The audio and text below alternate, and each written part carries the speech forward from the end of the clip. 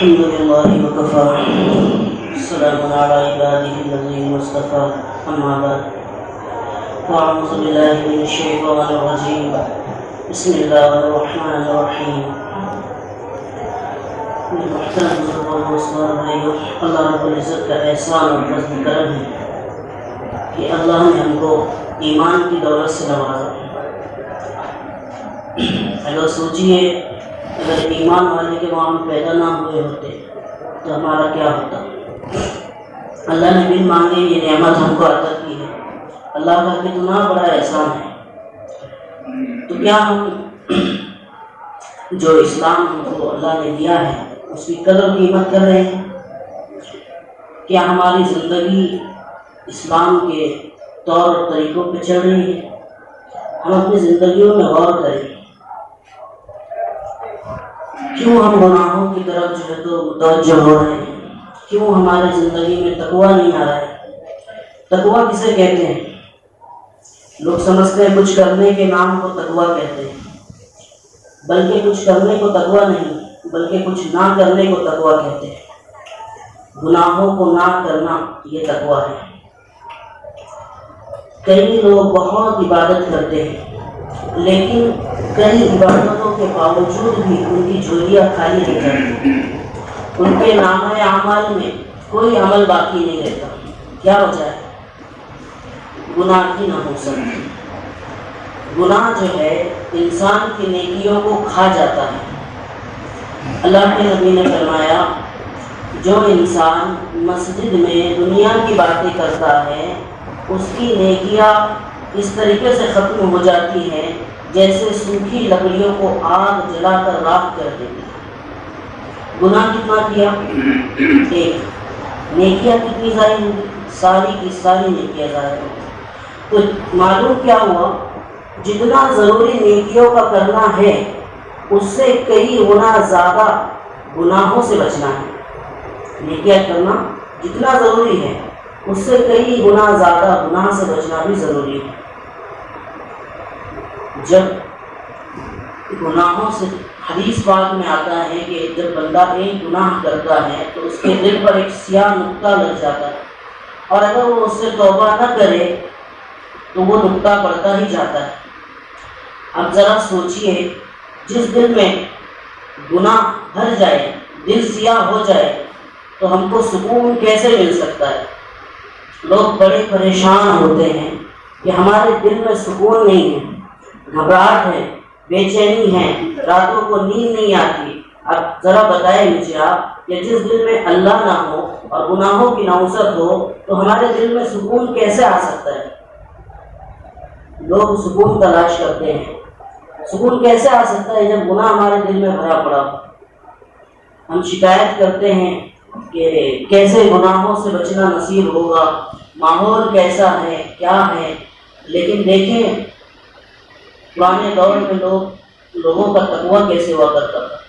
عمر رضی اللہ تعالیٰ عنہ رات میں گشت کیا کرتے تھے بستی کا، کیا چل رہا ہے کیا نہیں، امیر المؤمنین تھے۔ تو ایک گھر سے آواز آتی ہے، ماں کہتی ہے بیٹی دودھ کے اندر پانی ملا دے، دودھ کے اندر پانی بڑھا دے۔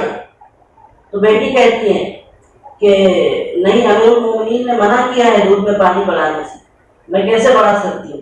فرمایا بیٹی کہاں ہو، امیر المؤمنین تجھے دیکھ رہے ہیں، رات کا وقت ہے، دروازہ بھی بند ہے، کون کہے گا امیر المؤمنین کو جا کر کے اس نے دودھ میں پانی بڑھایا؟ تقویٰ دیکھیے اس بچی کا، کہتی ہے امیر المؤمنین تو نہیں دیکھ رہا امی، لیکن اللہ دیکھ رہا ہے۔ اللہ کو کیا جواب؟ کیسا تقویٰ تھا اور کیسا یقین تھا اللہ کے، اور کیسی محبت تھی اللہ کی دل میں کہ کیا فرمایا؟ امیر المؤمنین تو نہیں دیکھ رہا لیکن اس کا خدا تو دیکھ رہا ہے۔ حضرت عمر رضی اللہ تعالیٰ عنہ ایک دفعہ سفر پر گئے۔ عربوں میں رواج تھا کہ جب کوئی سفر میں پیدل سفر کرتا تو بکریاں چرانے والے دودھ جو ہے تو بکری کا پیش کیا کرتے تھے۔ عمر رضی اللہ تعالیٰ عنہ تھک ہار کر ایک جگہ بیٹھے، دیکھا ایک بچہ ہے بکریاں چرا رہا ہے۔ فرمایا بچے ہمیں تھوڑا سا دودھ پیش کرو۔ بچے نے کہا کہ بکریاں بھی ہے، دودھ بھی ہے، مگر میں آپ کو دودھ نہیں دے سکتا۔ کیوں؟ کیونکہ یہ بکریاں میری نہیں ہیں، بکریاں میرے مالک کی ہے، میں تو ایک چرواہا ہوں۔ تو عمر رضی اللہ تعالیٰ نے دیکھا کہ ایک بچہ، چھوٹا سا بچہ، اور اتنا ایمان، اتنا یقین اللہ کا، اور اتنی محبت اللہ کی، اتنا خوف اللہ کا دل میں، تو فرمایا کہ میں تھوڑا اس کا اور ایک ٹیسٹ لیتا ہوں کہ اس کا تقویٰ اور کیسا ہے، تھوڑا ایک اور ایگزام ہو جائے اس کا۔ فرمایا ایسا کرو، یہ پیسے لو، بکری مجھے دو، بکری مجھے مل جائے گی، پیسہ تمہیں مل جائے گا، اور مالک کو کہہ دینا کہ بھیڑیا آیا تھا اور بکری کو کھا گیا، اور تمہارے پاس عذر بھی رہے گا، بھیڑیے تو اکثر جنگل میں آتے رہتے ہیں۔ تو فرمایا کہ میں میرے مالک کو تو یہ کہہ کر تسلی دے دوں گا، لیکن میرے اللہ کو کیا خود کھاؤں گا۔ تو کیسی محبت دیکھی اللہ کے دل میں تھی۔ اگر ہمیں یاد آ جائے کہ ہماری نسبت ہے رسول اللہ سے، اور اللہ کی محبت اگر ہمارے دل میں آ جائے، تو اس انسان سے کبھی گناہ نہیں ہو سکتا۔ گناہوں کا وبال انسان پر ایسا آتا ہے کہ جوانی میں جو ہے بیماریاں اسے پکڑ لیتی ہیں، بیماریوں میں گر جاتا ہے، گناہوں کی نوسط سے ہوتا ہے۔ رزق کی تنگی ہو جاتی ہے، بڑا افسوس ہوتا ہے، لوگ آتے ہیں اور کہتے ہیں مولانا رزق کی بہت تنگی ہے، کوئی تعویذ دے دیجیے۔ بتائیں، خود کے گناہوں سے جو رزق کو تو نے باندھ دیا ہے، کیا کوئی اسے تعویذ سے کھول سکتا ہے؟ اگر اللہ کسی کو رزق دینا چاہے تو کوئی چھین نہیں سکتا، اور اللہ کسی سے چھین لے تو اسے کوئی دے نہیں سکتا۔ اتنا تعویذوں کی طرف ہم دوڑ چکے ہیں، ہر کام کے لیے تعویذ۔ چلو مانا جادو بھی ہے، ثابت ہے، جنات بھی ہے، ثابت ہے، لیکن اللہ جس کی حفاظت کرنا چاہے اس پر کوئی جادو نہیں کر سکتا۔ یاد رکھو اے مسلمانوں، یہ ہماری گناہوں کی نوسط ہے، جس کا وبال ہمارے بیماریوں کی شکل میں آتا ہے، جنات اور جادو کی شکل میں آتا ہے۔ ہمیں چاہیے کہ اللہ کے سامنے توبہ کرے اور گر گرا کر رو رو کر اپنے گناہوں کی معافی مانگے، پھر دیکھیں آپ کے دل میں کیسے سکون آتا ہے، کیسے آپ کی رزق کی تنگی بھی دور ہوتی ہے۔ ہم آج گناہوں سے توبہ نہیں کرتے اور شکایت کرتے ہیں کہ اللہ ہماری سنتا کیوں نہیں۔ ہم کیسے یہ شکایت کر سکتے ہیں کہ اللہ ہماری سنتا نہیں، جبکہ ہمیں تو یہ چاہیے تھا کہ اللہ کا شکر ادا کرے کہ اللہ ہم اتنے گناہگار بن چکے ہیں، پھر بھی تو اتنی مہلت دے رہا ہے۔ تجھے حق تھا کہ زمین پھٹ جائے اور زمین ہمیں نگل دے، اللہ تجھے حق تھا کہ اس گناہ کا وبال ہم پر بڑا سے بڑا آ جائے، لیکن اللہ تو نے ہم پر اتنا رحم کیا، اتنا کرم کیا کہ ہم پر کوئی گناہ کا وبال نہیں۔ اللہ، یہ زمین کہتی ہے اللہ سے، اے اللہ اس بندے کو تو کب اٹھائے گا، اس کے گناہ سے مجھے تکلیف ہو رہی ہے، فضائیں کڑوی ہو رہی ہے، اللہ کب تک تو اس کو جلائے گا؟ اللہ کہتا ہے رکو، ابھی میں میرے بندے کے توبہ کے انتظار ہوں۔ اللہ کیا کہہ رہا ہے اللہ کہ میں میرے بندے کے توبہ کے انتظار میں ہوں، آئے گا اور کہے گا اے باری الہ تب آ گیا ہوں گناہ سے، معاف کر دے، انشاءاللہ آئندہ گناہ نہیں کروں گا۔ اللہ کہتا میں انتظار میں، کسے بلا بیٹھے ہیں مومنوں، اللہ کی طرف رجوع کر لو، آج بھی وقت ہے۔ خود دیکھیں گے کہ جب اللہ کو دل میں بسا لیں گے تو تمہاری مصیبتیں اور پریشانی کتنی دور ہو جائے گی۔ آج ہم پریشان ہوتے ہیں تو پہلے اللہ کی طرف نہ رجوع کرتے ہوئے کسی بابا کی طرف رجوع کر جاتے ہیں، کسی تعویذ والے کی طرف رجوع کر جاتے ہیں۔ بڑا افسوس ہوتا ہے کہ کرنے والی ذات اللہ کی ہے، اس سے ہٹ کٹ کر ہم کدھر چلے جاتے ہیں۔ اللہ قرآن میں فرماتا ہے وَنُنَزِّلُ مِنَ الْقُرْآنِ مَا هُوَ شِفَاءٌ وَرَحْمَةٌ لِّلْمُؤْمِنِينَ، قرآن مومنوں کے لیے شفا اور رحمت ہے۔ کیا فرما رہے ہیں اللہ؟ قرآن مومنوں کے لیے شفا اور رحمت ہے۔ کیا ہم کبھی قرآن کو کھولتے ہیں؟ ہم پر کوئی مصیبت اور تکلیف آ جائے تو قرآن کو دم کر کے کیا کبھی ہم نے پانی پیا ہے؟ یقین نہیں ہے نا، دراصل یقین کمزور ہو رہا ہے، دن بہ دن یقین انسان کا کمزور ہوتا جا رہا ہے۔ اللہ کے نبی کی حدیث ہے سورہ فاتحہ میں ہر بیماری سے شفا ہے۔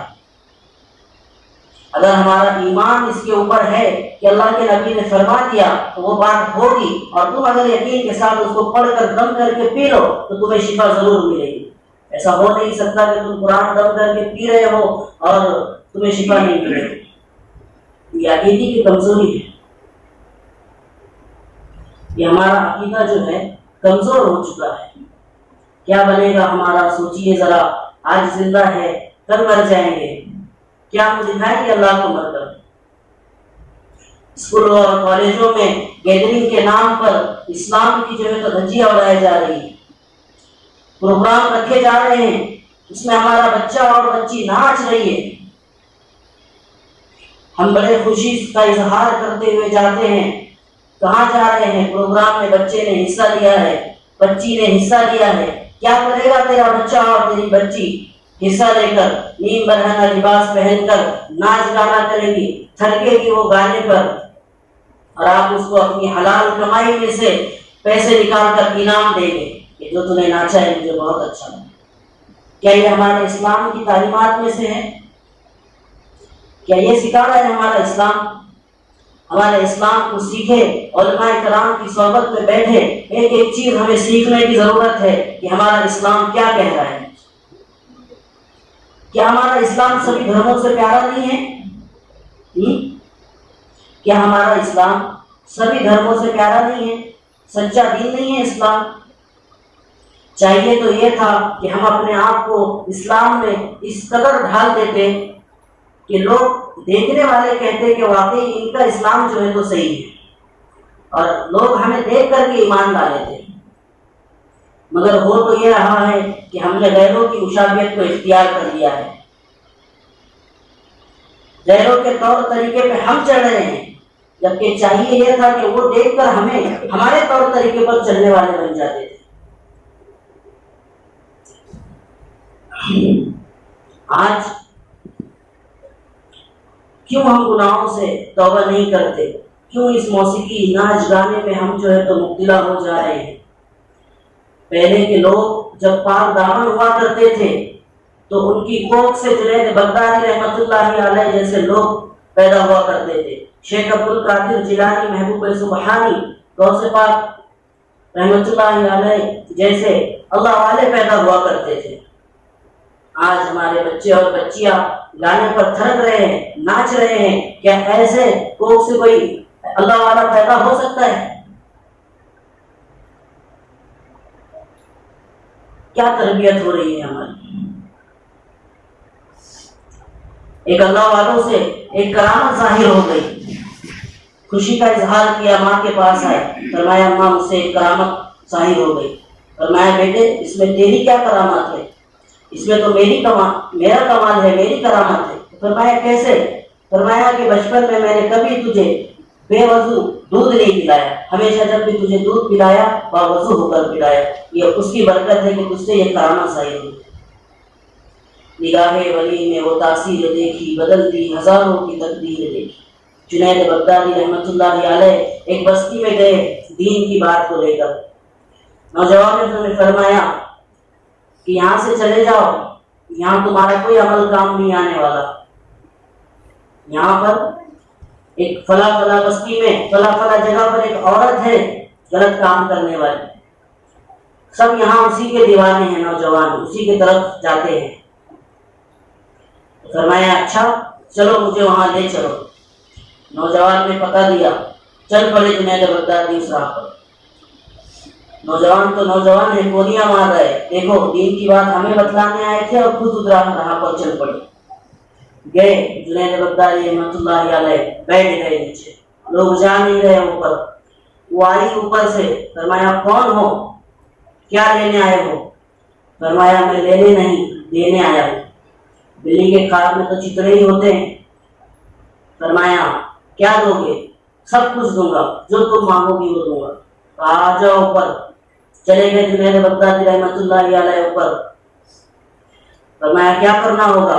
فرمایا جاؤ غسل کر کے آؤ، اور جو تمہارے لباس میں سب سے اچھا لباس ہے اسے اختیار کر لو، اسے پہن کر آؤ۔ آگے پہن کر اپنا رومال بچھایا، اللہ اکبر کہا، سجدے میں چلے گئے، رو رہے ہیں، اے اللہ اے اللہ اے اللہ اسے معاف فرما، اے اللہ اسے ہدایت سے نواز دے۔ اللہ لوگ دیکھ رہے ہیں، باہر بزرگی بدنام ہو جائے گی۔ اگر آج اس عورت نے توبہ نہیں کی تو اللہ بزرگی بدنام ہو جائے گی، لوگ ہنس رہے ہیں، کھڑے دیکھ رہے ہیں، اللہ تو اسے ہدایت دے دے۔ جو روئے ہیں چیخیں نکل گئی جنید بغدادی رحمۃ اللہ علیہ کی، پیچھے وہ بھی رو پڑی، کہا اے اللہ کے بندے بس کر، اٹھ جا میں توبہ کرتی ہوں۔ اسے کہتے ہیں نگاہ ولی میں وہ تاثیر دیکھی، بدلتی ہزاروں کی تقدیر دیکھی۔ ایسا ایمان جب ہمارے پاس ہوگا، ہم کسی کو دعوت دینے چاہیں گے تو اس کے دل میں بھی ہماری بات اترے گی۔ یہ ایمان ہونا چاہیے دل کے اندر۔ یہ کہتے ہیں کہ اللہ والوں کی صحبت اختیار کرو، علم والوں کی صحبت اختیار کرو، اپنا رنگ دکھا جاتی ہے صحبت اللہ والوں کی، اللہ سے ملوا جاتی ہے صحبت اللہ والوں کی۔ اس کی مثال ایسے سمجھیے آپ پہلے کہ آپ کا بچہ ہوتا ہے تو آپ اسے کہتے ہیں کہ فلاں بستی کے بچے کے ساتھ نہیں کھیلنا، وہ بہت ہی برا لڑکا ہے، اس کی صحبت میں تم بھی بگڑ رہے ہو، کہتے نہیں کہتے ہیں نا۔ اور کوئی اچھا بچہ رہتا ہے تو کیا کہتے ہیں، بھائی فلاں لڑکے کے ساتھ رہا کرو، اس کی صحبت سے تم بھی اچھے بنو گے۔ یہی چیز ہے، جب جو اللہ والے ہوتے ہیں تو ان کی نگاہیں پاک ہوتی ہے، دل میں سکون ہوتا ہے، دل پاک ہوتا ہے۔ تو بتاؤ جب ہم اللہ والوں کی صحبت اختیار کریں گے تو کیا ہم پر ان کا اثر نہیں ہوگا، ان کی صحبت کا اثر ہم پر نہیں ہوگا؟ اسی لیے کہتے ہیں کہ صحبت اختیار کرو۔ ایک ہمارے دوست ہیں، ایک دفعہ جماعت میں آئے کشمیر سے، وہیں دوستی ہوئی، الحمدللہ کبھی کبھی کال آتا ہے۔ ایک دفعہ کال آیا، فرمانے لگے مولانا دعا فرمائیے، ایک بچی کا رشتہ آیا ہے، ماں بھی راضی ہے، بچی بھی راضی ہے، سب راضی ہے، باپ نہیں راضی ہو رہا ہے، دعا کیجیے کہ وہ بھی راضی ہو جائے۔ میرے دل میں تو ایسی کوئی بات نہیں تھی، لیکن لڑکی کی طرف سے رشتہ خود سے چل کر آیا۔ میں نے پوچھا بھائی کیسے؟ تو فرمایا کہ وہ ہمیشہ دیکھتی تھی کہ میں اپنی نگاہوں کو نیچے کر کر جاتا تھا۔ اس نے مجھ سے کہا کہ بھائی میں تجھے آپ کو پسند کرتی ہوں اور آپ سے نکاح کرنا چاہتی ہوں، کیونکہ میں نے آپ کو دیکھا ہے جب بھی آپ میرے گھر کے سامنے سے گزرتے ہیں آپ کی نگاہ کبھی اوپر نہیں ہوتی۔ اللہ کے بندے نے جماعت میں بھی اتنی محنت کی، اللہ والوں کی صحبت بھی اختیار کی، اللہ نے ایسی نگاہوں کی حفاظت فرمائی کہ خود سے رشتہ چل کر آیا۔ کیسی نگاہوں کی حفاظت کی دیکھیے۔ جماعتوں میں جب بندہ نکلتا ہے تو اس کا فائدہ یہ ہوتا ہے کہ ہمیں وہاں جا کر راستہ سمجھ میں آتا ہے۔ جب ہم وہاں جماعت میں چلتے ہیں، خود ہاتھ سے کھانا پکا کر کھاتے ہیں تو ہمیں سمجھ میں آتا ہے کہ ہاں کبھی کبھی نمک زیادہ بھی ہوا کرتا ہے کھانے میں، کبھی کبھی مرچ بھی زیادہ گر جاتی ہے کھانے میں، اور کتنی محنت سے کھانا بنتا ہے۔ گھر پر اگر یہ ہو جائے تو ہم بیوی کو گالیاں دیتے ہیں، ہم بیوی کو مارتے ہیں، بہنوں کو چلاتے ہیں کہ یہ کیا کر دیا۔ جماعت میں جب نکلتے ہیں تو سمجھ میں آتا ہے کہ کھانا بنانا بھی مشکل ہے، پھر اپنے ٹھکانے آتی ہے۔ کپڑا اگر تھوڑا سا میلا دھل جائے، استری اگر کڑک نہ ہو تو بیوی کو گالیاں دینے لگ جاتے ہیں، مارتے ہیں، ماں اور بہن کو چلاتے ہیں۔ لیکن جب جماعت میں ہاتھ سے کپڑے دھونا پڑتے ہیں تو سمجھ میں آتا ہے کہ ماں تھی تو بیماری کے حالت میں بھی کپڑے دھوتی تھی، بہن تھی، بیوی تھی تو بیماری کے حالت میں بھی کپڑے دھو کر ڈالا کرتی تھی۔ آج میں تندرست ہوں، جماعت میں نکلا ہوں، کپڑے دھو رہا ہوں، پھر بھی کمر میں تکلیف ہو گئی، ہاتھ درد دے رہے ہیں، پھر بھی دھونا ہی پڑ رہا ہے۔ پھر سمجھ میں آتا ہے ہماری ماں، بہن اور بیٹی کس مصیبت سے ہمارے کپڑے دھویا کرتی تھی۔ اسی لیے جماعتوں میں بھی نکالا جاتا ہے، یہ سارے سبق بھی ہم کو سیکھنے کے لیے ملے، اور اسی لیے اللہ والوں سے بھی جوڑا جاتا ہے۔ اللہ والے ہر ایک چیز کا علاج کرتے ہیں، حسد کا علاج کرتے ہیں، جلن کا، کپٹ کا، غصے کا، ہر ایک ان کے پاس سبق ہے، اس سبق پر مشق کرواتے ہیں اور بندہ ان سب چیزوں سے دور ہوتا جاتا ہے۔ جس کے دل میں حسد، کینہ اور کپٹ ہوتا ہے تو کینہ اور کپٹ کی وجہ سے اس کی ساری نیکیاں جلتے چلتی ہیں، اس کی تمام نیکیاں جو ہے تو ختم ہوتے چلتی ہیں۔ ہم ذرا غور کریں اپنی زندگی پر اور جناب رسول اللہ صلی اللہ علیہ وسلم کی جو ہے تو مشابہت کو اختیار کریں۔ دیکھیے صحابہ رضوان اللہ تعالیٰ کس طریقے سے مشابہت اختیار کیا کرتے تھے۔ ایک جگہ سفر میں جانا ہوا آپ صلی اللہ علیہ وسلم اور ابو بکر صدیق رضی اللہ تعالیٰ عنہ، سفر میں جانا ہوا تو لوگ، رات کا وقت تھا، آقا کے سر پر شاید چادر تھی، اور لوگ جو ہے تو ابو بکر صدیق رضی اللہ تعالیٰ عنہ سے مسافہ کرنے لگے آگے بڑھ کر۔ یہ سمجھ کر کہ یہی نبی ہے. اس قدر جو ہے تو اپنے آپ کو سنتوں میں ڈھال دیا تھا کہ پہچاننے میں نہیں آتا تھا کہ اس میں سے صحابی کون ہے اور رسول کون ہے، سب ایک جیسے دکھتے تھے. اس قدر جو ہے تو اپنے آپ کو سنتوں میں ڈھال دیا کرتے تھے. ابو بکر صدیق رضی اللہ تعالیٰ عنہ نے بھی مسافر کیا تاکہ آپ صلی اللہ علیہ وسلم کو تکلیف نہ ہو، کیونکہ سفر سے تھے، تھکے ہوئے تھے، تو آپ صلی اللہ علیہ وسلم کو مسافر کرنے میں پریشانی نہ ہو، اس وجہ سے خود ہی جو ہے تو مسافر کیا. جب صبح ہوئی، چادر ہٹی اور چہرے پر جو نور جھلکا ہے تو پھر لوگوں کے سمجھ میں آیا کہ یہ آپ صلی اللہ علیہ وسلم. اس طریقے سے جو ہے تو اپنے آپ کو سنتوں میں ڈھال دیا کرتے تھے. آج ہم بھول چکے ہیں ہماری نبی کی قربانیاں، امت کے لیے وہ رونا، وہ گڑ گڑانا. آج اگر کوئی فلمی ایکٹر داڑھی رکھ لے تو ہم داڑھی رکھنے میں ذرا بھی کتراتے نہیں، ہم داڑھی رکھ لیتے ہیں. پوچھا جاتا ہے کیوں رکھی ہے تو فلاں ایکٹر کو دیکھا ہے، اس نے بھی فلموں میں رکھی ہے.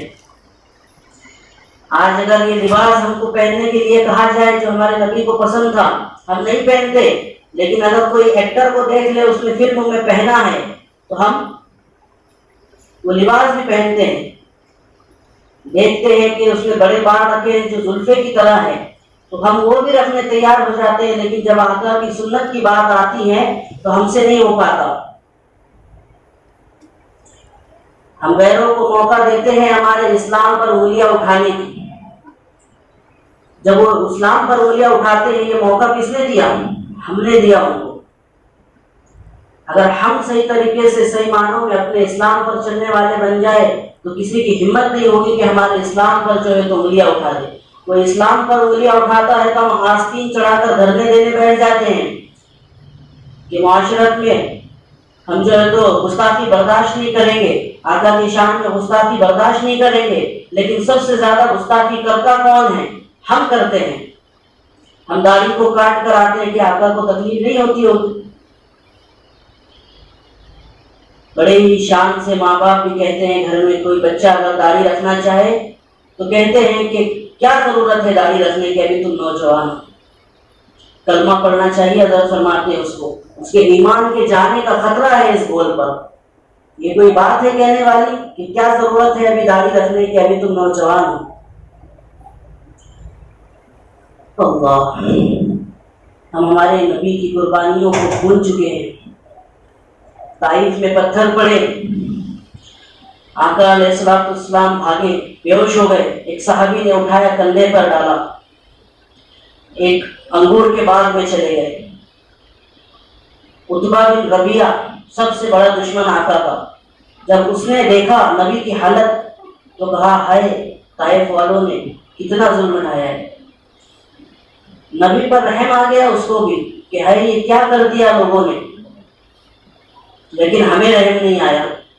آج ہم دعا مانگنے بھی بیٹھے تو زیادہ سے زیادہ ہم 1 گھنٹے سے دعا مانگ نہیں سکتے.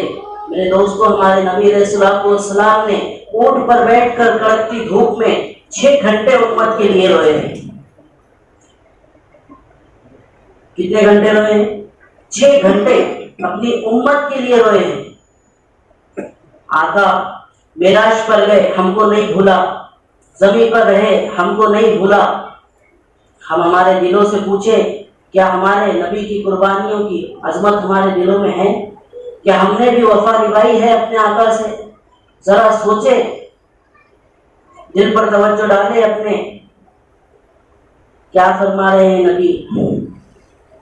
ہر جگہ امتی امتی کہتے رہے، روتے رہے. ایک دفعہ صحابہ کرام بیٹھے تھے، آپ صلی اللہ علیہ وسلم بھی بیٹھے تھے. ایک صحابی آئے، فرمائے طوبیٰ لمن رعاک وآمن بک. آقا علیہ السلام نے سنا مگر توجہ نہیں فرمائی. صحابی رسول کو لگا کہ ہر وقت آقا جو ہے تو امت کے غم میں بیٹھے ہوتے ہیں، شاید توجہ نہیں فرمائی. پھر کہا طوبیٰ لمن رعاک وآمن بک. پھر توجہ نہیں فرمائی. پھر تیسری بار یہی لفظ کہا. کیا کہہ رہے تھے؟ کتنی خوش قسمتی ہے، کتنی خوشی کی بات ہے. کن کے لیے؟ ان کے لیے جن لوگوں نے آپ کو اپنی آنکھوں سے دیکھا اور آپ پر ایمان لیا ہے. آپ صلی اللہ علیہ وسلم نے فرمایا تم کیا کہہ رہے ہو؟ جس نے مجھے دیکھا اور مجھ پر ایمان لائے ان کے لیے خوشخبری ہے، سنو میں کیا کہہ رہا ہوں، محمد کیا کہہ رہا ہے۔ توبہ ثم توبہ ثم توبہ من لم یرانی وآمن بی۔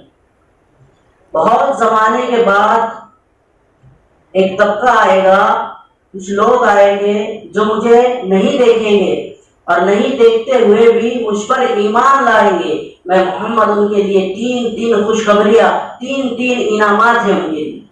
بتاؤ آقا کس کا خیال رکھے، ہم گناہ گاروں کا، ناہنچاروں کا؟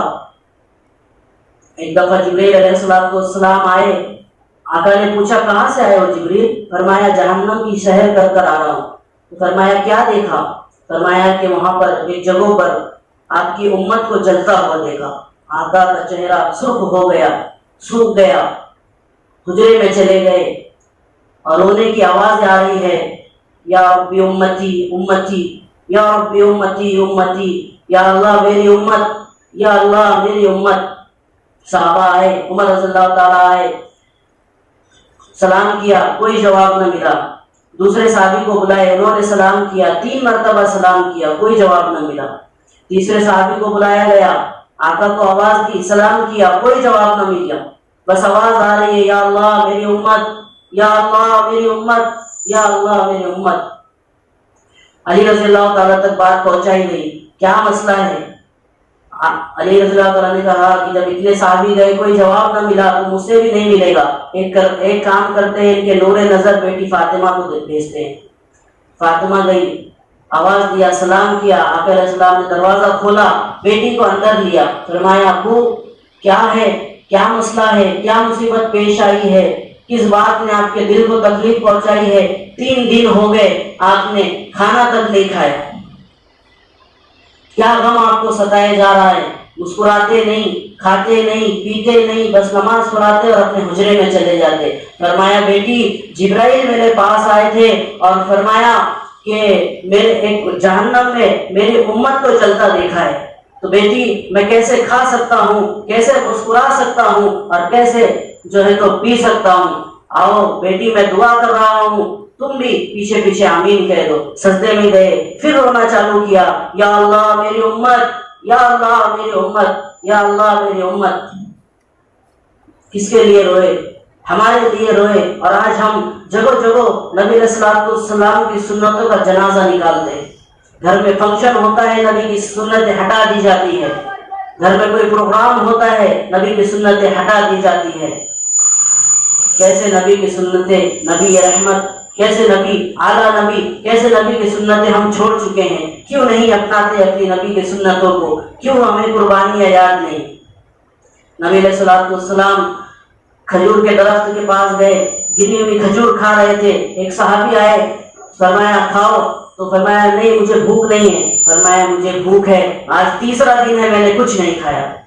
کس کے لیے قربانیاں دی میرے دوستو؟ ہم جیسے گناہ گاروں کے لیے آپ صلی اللہ علیہ وسلم نے قربانیاں دی ہے، رونا ہے، ان کا گڑ گرانا ہے۔ آج ہم پر بھی بڑے بڑے عذاب آتے ہیں، لیکن ہمارے نبی کا رونا دھونا ہے کہ یا اللہ میری امت، یا اللہ میری امت۔ بس یہ اسی کے صدقے دفعل ہے جو ہم پر آج مصیبتیں اور پریشانیاں بڑی بڑی نہیں آتی۔ کیوں بھول چکے ہیں ہم محمد صلی اللہ علیہ وسلم کی سنتوں کو؟ اے میرے پیارے بھائیوں، داڑھی کو اپنے چہرے پر سجا لو۔ اگر داڑھی چہرے پر اچھی نہیں لگتی تو میرے نبی کے چہرے پر اللہ داڑھی نہ دیتا، تمام نبیوں کے چہرے پر داڑھی تھی، ہم کیوں داڑھی کو نہیں بڑھاتے؟ کیوں داڑھی کو قطر دیتے ہیں؟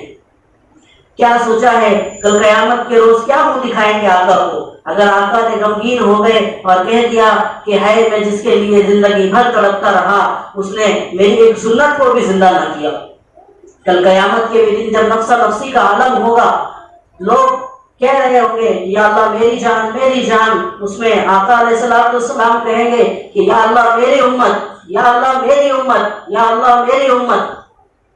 اے میرے بھائیوں، ہم کیسے نبی کو بھلا چکے ہیں؟ نبی کی سنتوں کو اختیار کر لو، نبی کی سنتوں کو اختیار کر لو میرے بھائیوں۔ اپنے چہروں پر داڑھی کی سنت کو سجا لو، ایک بار داڑھی بڑھا کر تو دیکھو کیسے سکون ملتا ہے۔